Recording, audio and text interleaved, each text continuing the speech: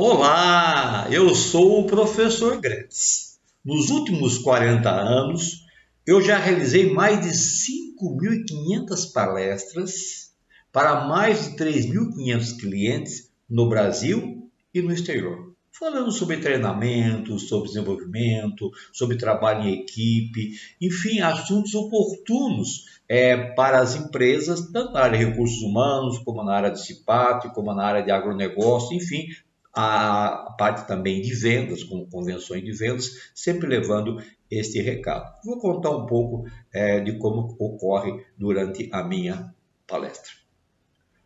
Marco Polo, com apenas 17 anos, saía de Veneza em direção à China, com o seu pai e com o seu tio.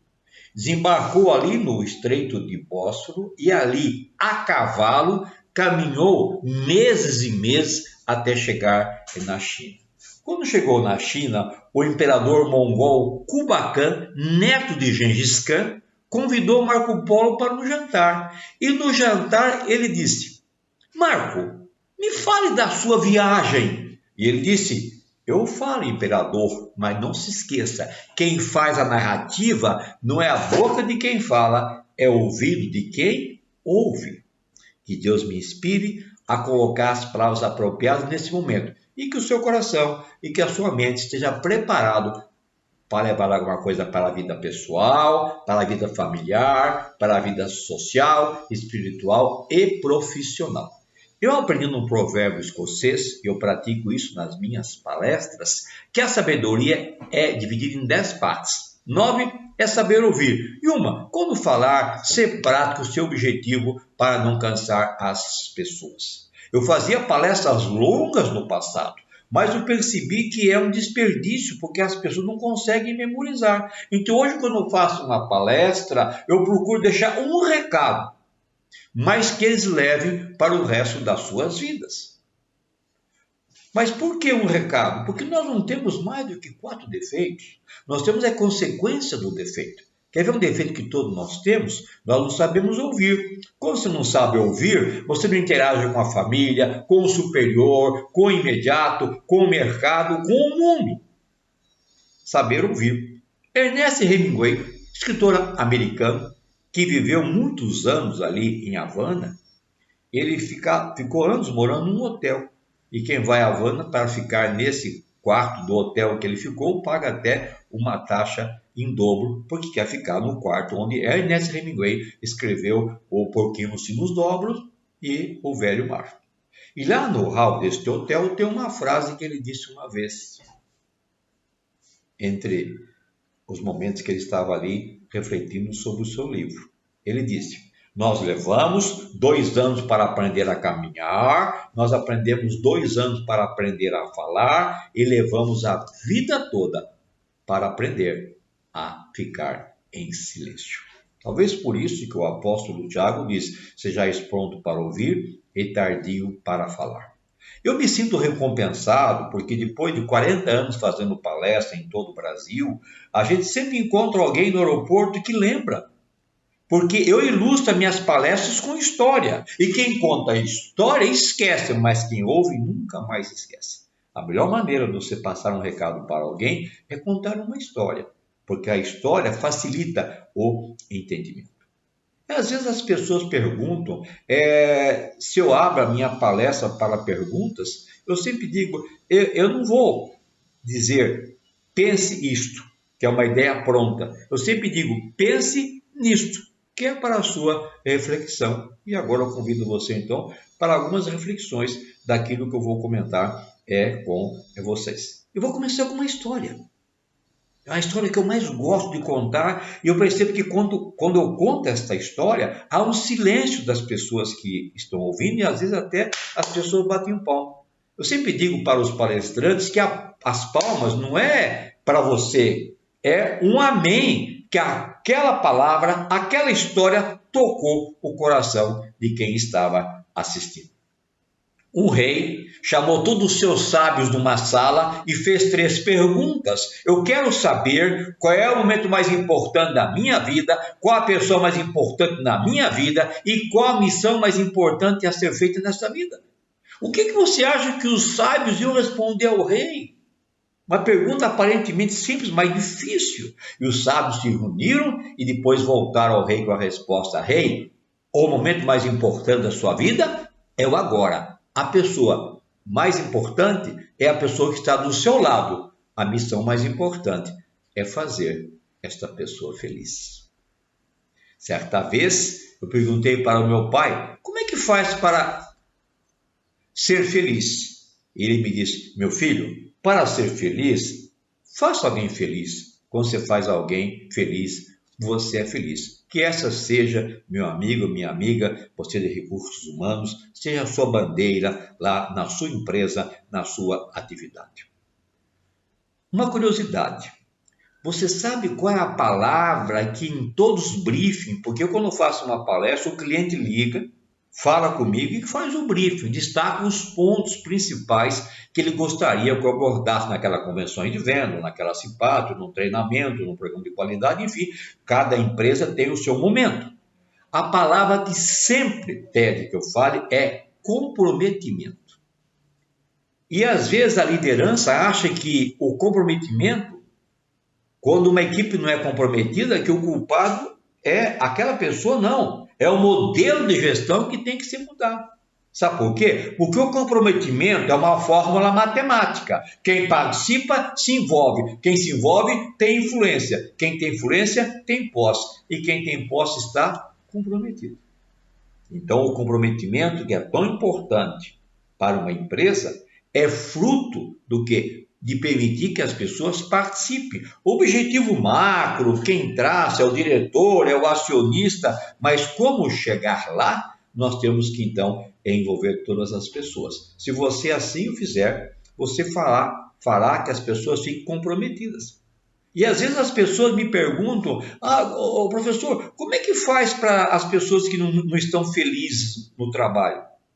Eu sempre digo uma frase que é: sentir-se útil torna-se equilíbrio da personalidade humana. Então, dessa forma, ser produtivo não é um dever, é um direito. Eu quero ser produtivo, eu quero dar o meu melhor, mas às vezes o modelo de gestão não facilita.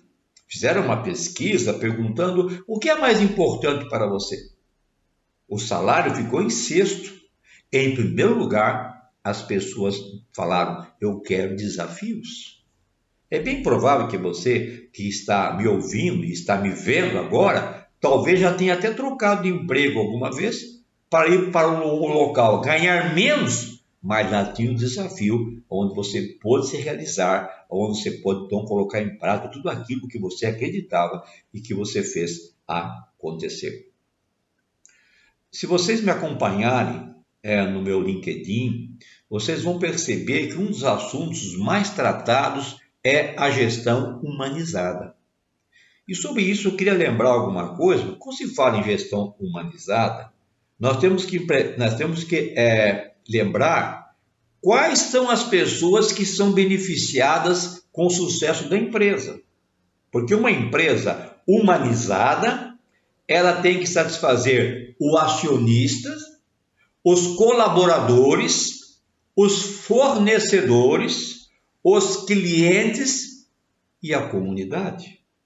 Então veja que nós de recursos humanos, eu falo nós porque eu fui diretor de recursos humanos no Grupo Porto Belo e coloquei muitas coisas que hoje eu falo na palestra, que eu coloco nos meus livros, eu coloquei em prática. Mas eu sentia que a gestão humanizada, que a empresa humanizada, ela passava por outras áreas também. Por quê? Vou dar um exemplo de fácil entendimento. Se uma empresa que faz papel, ela polui o rio, e esse rio mata os peixes e os animais. Eu pergunto, essa empresa é uma empresa humanizada? Não. Mas quem é que vai ter que colocar um filtro lá? É RH? Não. É a engenharia? É o acionista? É o proprietário. Então, quando se fala em empresa humanizada, gestão humanizada, todos os gerentes de todas as áreas têm que estar comprometidos. Por isso que eu sempre dizia, quando era diretor, tem que ser lá, diretor de manutenção e RH, diretor de compras e RH, porque todos eles são responsáveis para que possa ter uma gestão humanizada. Você já viu como algumas empresas tratam os seus fornecedores? Que são parceiros. Na década de 70, quando eu trabalhei na Volkswagen, na área de controle de qualidade, onde eu tive também a satisfação de ser durante 2 anos presidente de CIPA, eu conheci Salvador Arena, um grande empresário que tinha uma visão de gestão moderna nos anos 70, coisas que hoje nós falamos e ele já praticava nos anos 70. E que ele saiu ao meio-dia para almoçar ali na Rota da Polenta, ali no bairro de Marque, São Bernardo do Campo, e tinha alguém sentado na recepção. Quando ele voltou, a pessoa estava sentada, ele perguntou: o que você está esperando? Eu estou esperando o Braulio de compras. Desde que horas? Desde as 8h30 da manhã. E ele foi lá, setor de compras, perguntou quem era o Braulio e disse para o Braulio: você não trabalha mais comigo, porque eu não admito que trate assim os nossos fornecedores. E clientes. Às vezes eu falo na minha palestra, quando eu faço palestras, convenções de vendas, que o cliente é em segundo lugar. As pessoas até ficam assustadas, porque todos os livros que você olha e que você lê, sempre fala cliente em primeiro lugar. O cliente em segundo lugar, o primeiro é a equipe, o primeiro são as pessoas, que nós temos que ter uma gestão humanizada para que possa criar o comprometimento das pessoas. Uma das perguntas que as pessoas sempre me fazem, por onde eu passo e quando eu falo sobre gestão humanizada, é por que as empresas falham tanto na implantação da gestão humanizada. Uma das perguntas primeiras que eu faço sempre é: os recursos humanos, o RH, se reporta a quem? Porque o RH tem que se reportar a uma pessoa que possa dar autonomia, que possa dar condições para que a pessoa possa realizar aquilo que se propõe. Então é preciso que a empresa que quer uma gestão humanizada, e aí o recurso humano prestem atenção, entra no lado dos colaboradores, porque a parte de investimento, a parte de comunidade, a parte de fornecedores, cabe à gestão, ao diretor-geral, ao presidente, tratar que eles façam isso. Nós podemos ajudar. E eu, como eu fui diretor de recursos humanos, eu tinha uma profissional que ela visitava a empresa toda. Eu também andava pela empresa sempre, porque eu acho que o recurso humano tem que sair, tem que andar. Eu conheço um hotel plano, horizontal, que a gerente de recursos humanos chega, para o carro ali no prédio do lado do hotel, entra, trabalha, pega o carro e vai embora. Como é que alguém que faz gestão de recursos humanos pode ficar indiferente a toda uma área que hospeda 1.000 e 1.500 pessoas? Então, a pessoa de recursos humanos tem que ir lá, conhecer qual é a habilidade que se faz necessário para o sucesso daquela área de trabalho. Por isso, você tem que circular, tem que ir. Eu sempre usei esse critério, mas às vezes, por ser diretor, as pessoas não falavam. Então, eu tinha uma colaboradora que sempre conversava com todos os funcionários, me traziam aquilo que estava incomodando e eu, então, falava com o diretor-geral. Mas uma grande vantagem, eu entrava na sala do diretor-geral pela porta de trás. E eu quero mostrar, quando eu falo porta de trás, uma intimidade. Porque eu era um corredor, tinha várias diretorias, eu entrava, ele me ouvia, e tudo aquilo que eu levava, ele pedia então que eu desse continuidade. Então eu pude fazer uma gestão muito humanizada como diretor de recursos humanos.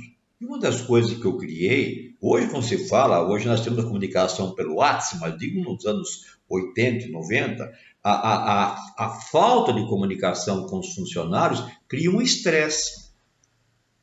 Cria o rádio peão que se chama, começa um monte de fofoca. Então eu criei um chamado Telex Participação, em que eu colocava as notícias, não que aconteceram, que iam acontecer. Então, vamos supor que na terça-feira a empresa ia receber a visita de um fornecedor ou de um cliente, já estava colocado, era um papel, de A4 assim, e ali tinha todas as notícias bem curtinhas e eram colocadas em lugares estratégicos, inclusive na porta do banheiro, por dentro.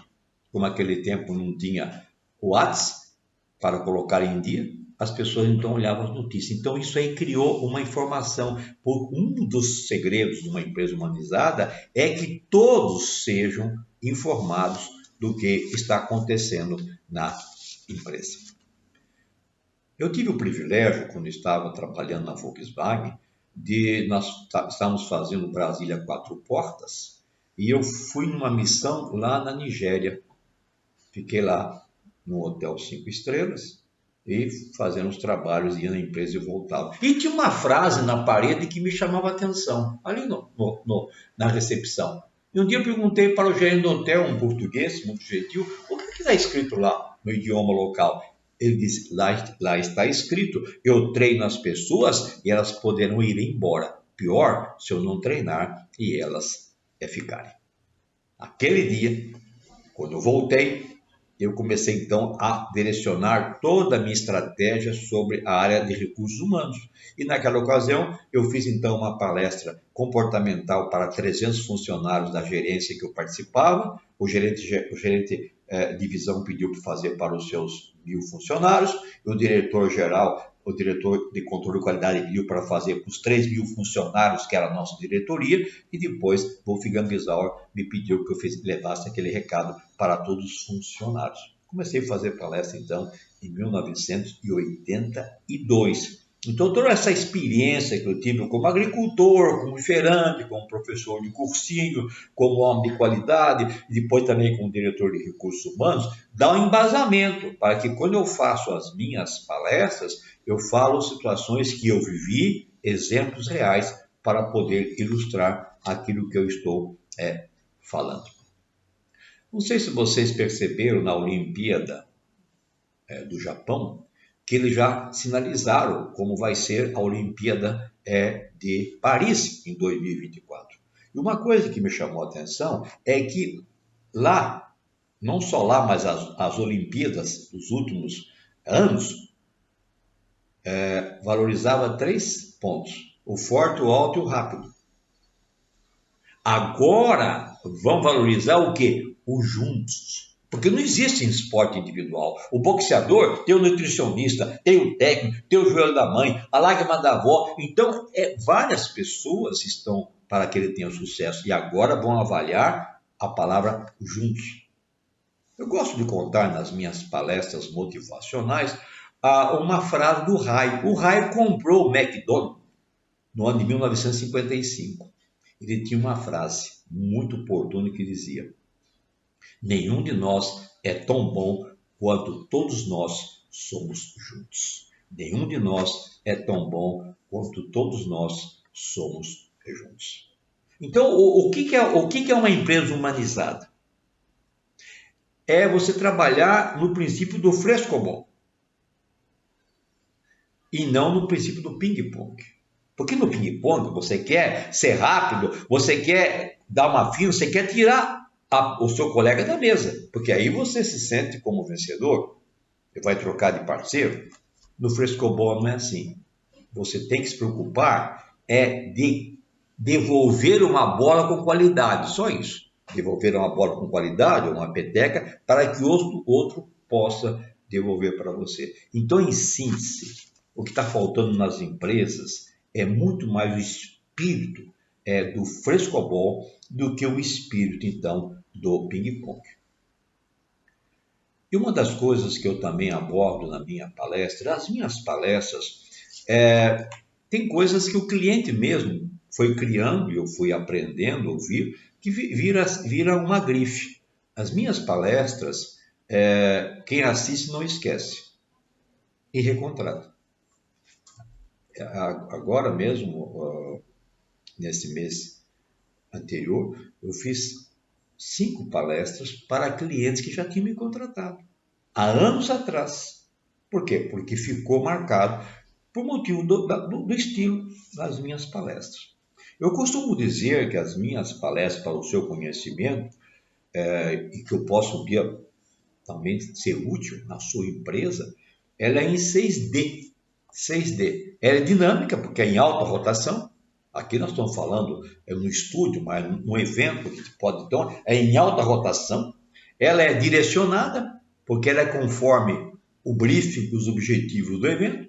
Ela é divertida, porque ela é alegre, a gente sempre conta alguma coisa engraçada para que as pessoas possam rir. Por isso que eu chego bem cedo na palestra, né? Se a palestra minha é no final da tarde, eu chego na hora do almoço, porque eu fico ali acompanhando tudo o que está acontecendo para que eu possa entender em que momento vou atuar. Eu não sou aquele palestrante que fica lá na sala VIP comendo uvas e maçãs. Eu vou lá conversar com as pessoas, interagir com as pessoas para poder dar o meu melhor. A palestra é diferente. Ela não é melhor e nem pior. É diferente, porque ela tem entusiasmo, tem surpresas. A pessoa às vezes quer ir no banheiro, não quer sair, porque ele tem medo e vai perder uma história que vem logo em seguida. É duradoura, porque fica na mente das pessoas durante muitos anos, e é prova disso que eu encontro pessoas que me assistiram lá atrás e ainda lembram, e ela é descomplicada, é de fácil entendimento. Então foi isso. Esse 6D acabou, não é que eu montei isso, porque desde que comecei a fazer a palestra, então tem essas características, só um dia eu parei para pensar e fazer um levantamento e descobri que esses 6D fazem parte da minha palestra. Eu falo também sobre a busca da excelência. Eu sempre digo que a excelência ela está no horizonte. Você nunca vai atingir. Sempre é um objetivo, sempre é uma meta. Eu falo sobre as chaves da motivação. Ninguém motiva ninguém. A motivação é uma porta que abre por dentro. E quais são as chaves? Uma eu já falei, que é desafio. A segunda chave é o elogio. E a terceira é o reconhecimento. Uma das coisas que eu tenho insistido muito hoje nas empresas, como falo em reconhecimento, é a prática dos 5G. Está na moda agora você falar 5G, 5G, e o 5G que nós temos que praticar na nossa vida, e recomendaria que você pensasse isso também, não só na empresa, mas com a família, com os amigos, é o G da gratidão, o G da gentileza, o G da generosidade, da garra, que é entusiasmo, e da graça. Em tudo dá graça. Dá graça pela nossa vida, pela nossa saúde, pelos nossos clientes e pelos nossos amigos. Dá graça também por essa oportunidade de poder colocar para você aquilo que eu tenho feito nos últimos anos aqui no Brasil. Eu também falo sobre a força do entusiasmo. Eu tenho 20 livros e um deles chama-se A Força do Entusiasmo. E quase é o título que eu sempre uso para a minha palestra. Porque o guarda-chuva, a força do entusiasmo, ele pode abrigar embaixo qualquer tópico. Tudo aquilo que você colocar como briefing, você pode colocar debaixo desse guarda-chuva da força do entusiasmo. Eu gosto muito de uma frase do Victor Hugo, que diz o seguinte: sede como os pássaros, que ao pousarem no galho, eles sentem que o galho cede, mas eles cantam, porque sabem que tem asas. O que é a sua asa, meu amigo, minha amiga? É o seu entusiasmo. Isso faz a diferença. Eu costumo dizer que o otimista acha que vai dar certo. O entusiasta faz dar certo. São estas pessoas que fazem a diferença no atual momento que o Brasil e o mundo está vivendo. E como tem entusiasmo, professor? As pessoas me perguntam. Eu tenho um dever de casa, passo pela atividade física, passo pela alimentação, passo pela vida equilibrada, passa pela sua atividade mental. Eu tenho colocado isso muito na sintaxe, que o que provoca muito acidente é que as pessoas estão ali no local, mas estão sem concentração. Porque nós temos, infelizmente, hoje, a vivência com os 3 excessos. Não é assim? Excesso de ontem, que gera depressão. Excesso de amanhã, gera ansiedade. Excesso de hoje, gera o quê? O estresse. Se você tiver com esses 3 excessos, provavelmente você vai ficar doente, provavelmente você vai se acidentar, e existem até pessoas que querem tirar as suas próprias vidas porque não suportam todos esses excessos. Eu tomo a liberdade de sugerir para você alguma coisa para você diminuir os seus excessos. Excesso de ontem, use esta frase, que não é minha, é do profeta Jeremias. Eu só quero trazer na memória aquilo que me dá esperança. O amanhã, a ansiedade, deixa para amanhã. Diz que de cada 100 coisas que você imagina que vai acontecer amanhã, só acontece uma ou duas e às vezes nenhuma. E o do estresse de hoje, professor, você tem que ter o seu refúgio. Vou mostrar aqui, ó, refúgio assim. Pode ser leitor de um livro, ir num jogo, ou fazer uma viagem. Enfim, coisas que você possa fazer isso. Se você não tiver refúgios, provavelmente você vai aumentar o seu estresse, vai aumentar a sua pressão e vai prejudicar a sua saúde. E aí, cada um de nós tem o seu refúgio. Mas é bom você descobrir os seus e praticar isso diariamente.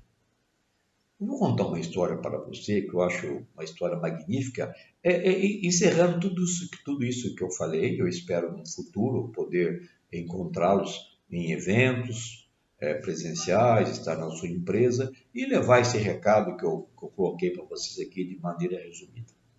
David Livingstone nasceu na Escócia no ano de 1813. A missão de Livingstone é levar o cristianismo na África. E ele se tornou o maior missionário que aquele continente conheceu.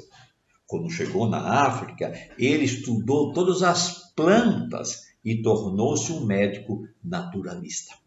Quando ele estava ali no centro da África, fazendo descobertas, veio perder a sua esposa com uma febre altíssima.